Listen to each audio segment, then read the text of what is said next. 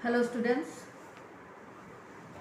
in my previous class I have given you all the answers, few answers I have given, objective 1 from lesson 6. So today I will do some more answers.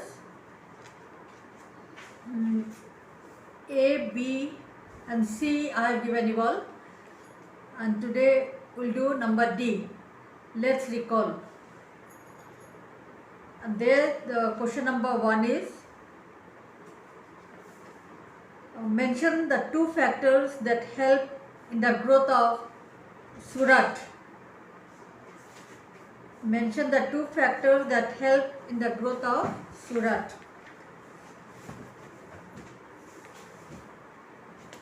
So I am giving you the answer. You may not get directly in the book, so I am giving you the answer.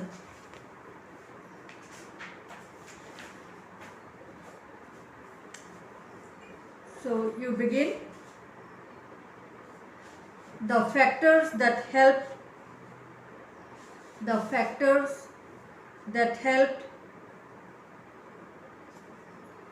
in the growth of Surat were, W-E-R-E, were, then put a small dash and down you write point number A, its location, its location near the seashore, S-H-O-R-E,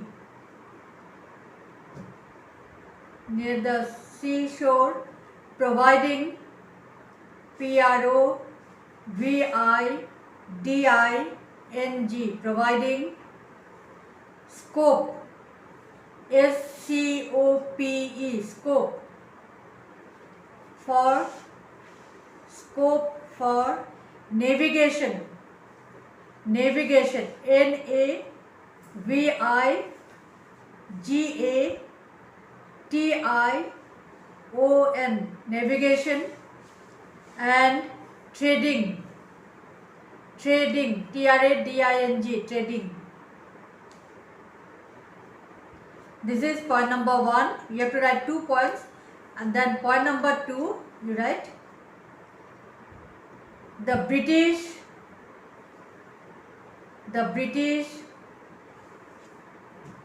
introduced,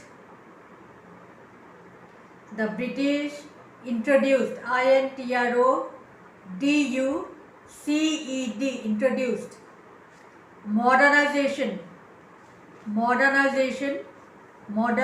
M-O-D-E-R-N, then I-Z-A-T-I-O-N, modernization, in Surat, S capital letter. So this is answer number D1. Answer is over. You have to write only 2 factors. So this answer is over. Then number D2, name the travelers who visited India and wrote about the thriving trade with the outside world. Here you have to mention the name of 2 travelers. So point number A, Marco Polo, that you will get in page number 49. Take out page number 49.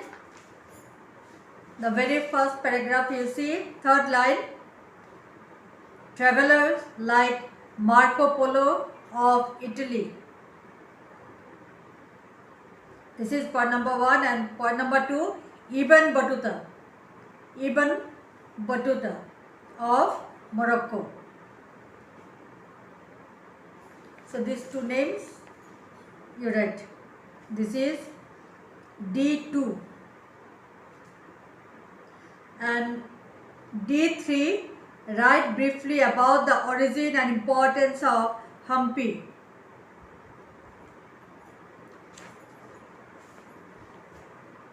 You will get it here in page number 49. In the block you will get case study, There you see few lines I'll read out and you will underline, and those you will combine, and then it will make an answer. So everything no need. If you write everything, it will be too long. So from the beginning you see, modern Hampi is located in Karnataka on the banks of river Tungabhadra. Its name Hampi is an anglicized version of Kannada word Hampe, derived from Pampa, the ancient name of the river Tungabhadra. Then you next page you see,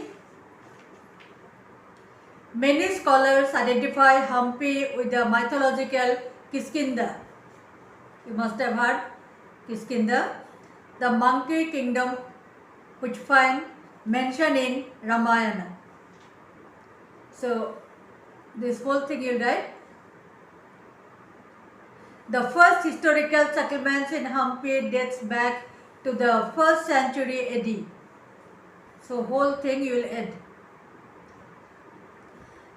Then the various places of interest in Hampi are, then so many places are mentioned, 1, 2, 3, 4, 5, and after this some historical significance, places with historical significance also mentioned.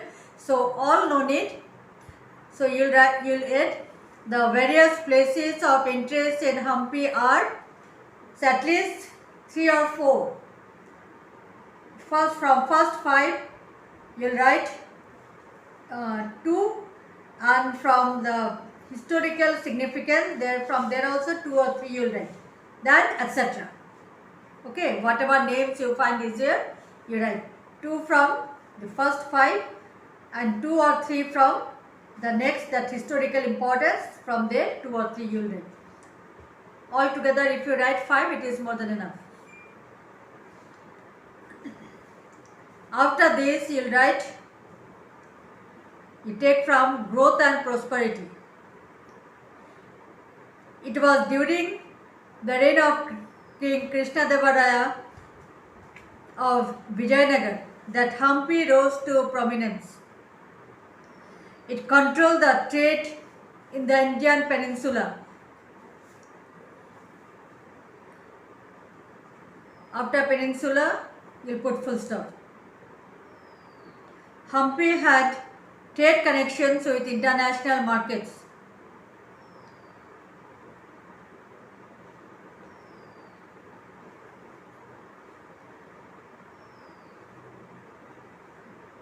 Okay, up to international markets you'll write. Alright? So you'll take from page number 49, from the beginning modern Hampi till Tungabhadra. Then from history the whole thing, many scholars till 1st century AD. Then various places of interest in Hampi, from there at least 4 or 5 names you'll write.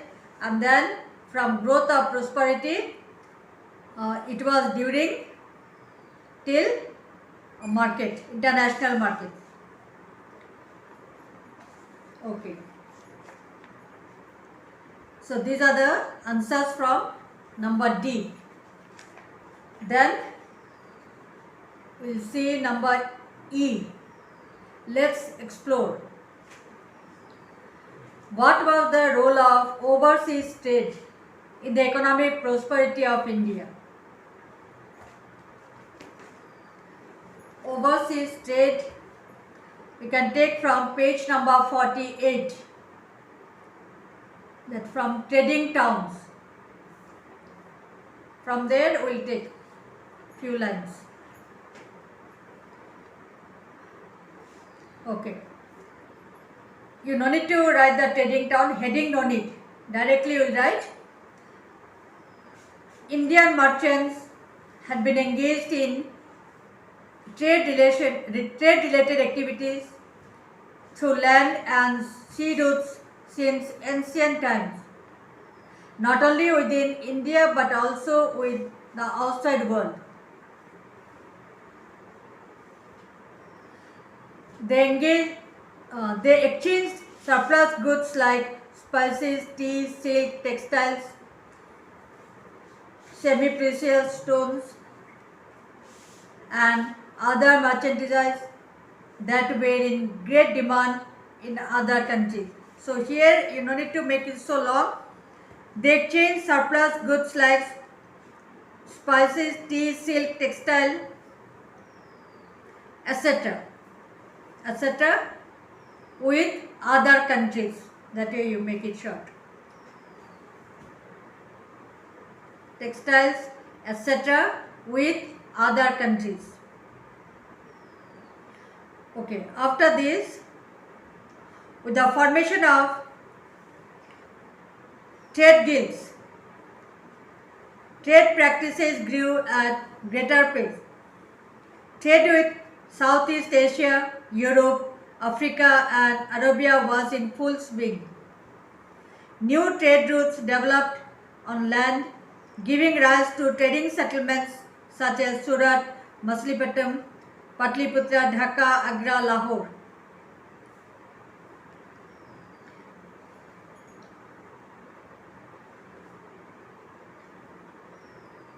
When the Turks established control over the land routes connecting Asia and Europe, a quest for alternate routes began. It led to the exploration of sea routes.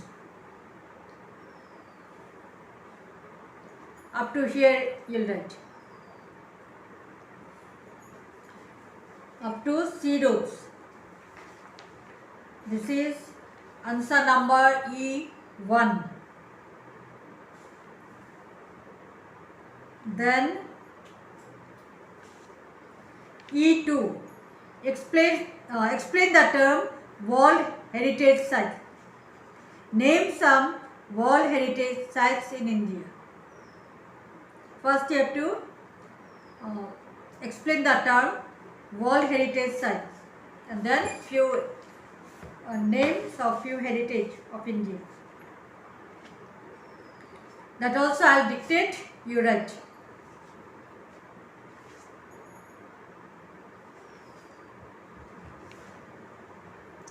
Write down the question and then only you begin the answer. World Heritage Sites are cultural or natural sites of outstanding universal value. Outstanding, O capital letter, universal, U capital letter, value, V capital letter.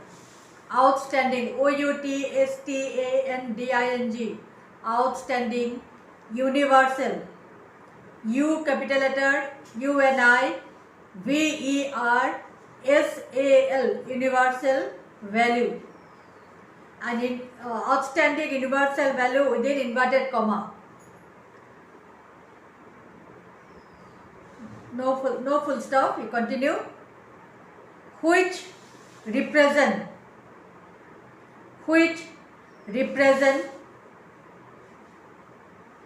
unique, UNIQUE,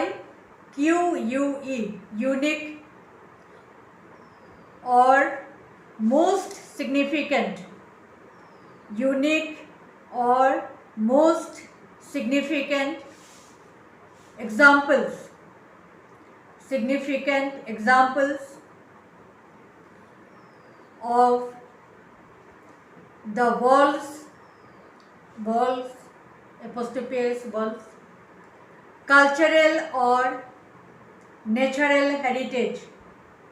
Best examples of the world's cultural or natural heritage.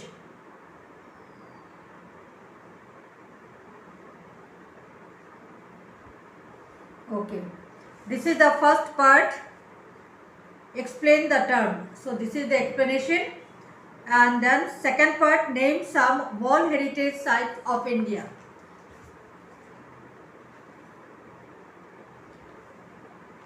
Then next paragraph you write. some of the World Heritage Sites of India are, some of the World Heritage Sites is SITES sites of India are, then put a small dash, then you write number A, Ajanta Cave, Ajanta, AJANTA, Ajanta Cave, CAVE, C capital letter, A capital letter. Point number B, Ellora Cave, Ellora, E capital letter, double L-O, E-double-L-O-R-A, Ellora Cave, CAVE.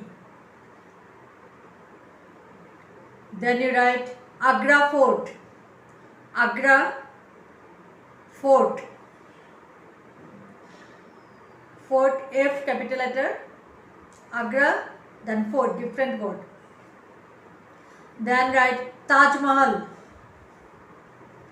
Taj Mahal.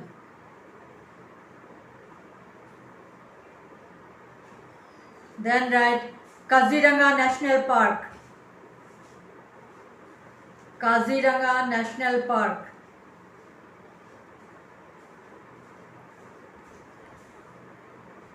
Then you write Konark, Konark, Konark.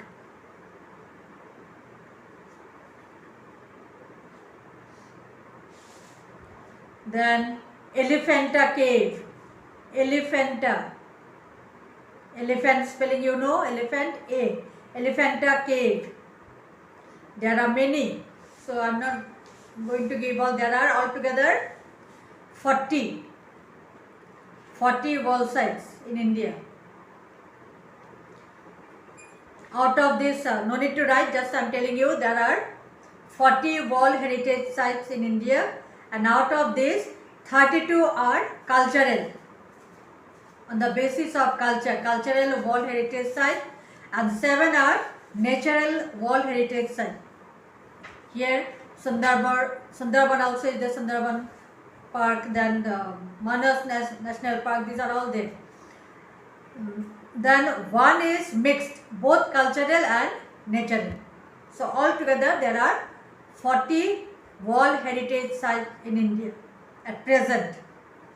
So no need to write, just I am telling you. So alright children, we will stop for today, and with this I think we have come to the end of this lesson. This activity no need, snapshot also no need, till number E. Alright. So study the answers given to you all, but before that see that you write down all the answers. Again the copies will be collected, so before that you see all the answers are in your copy. Okay, we'll stop for today.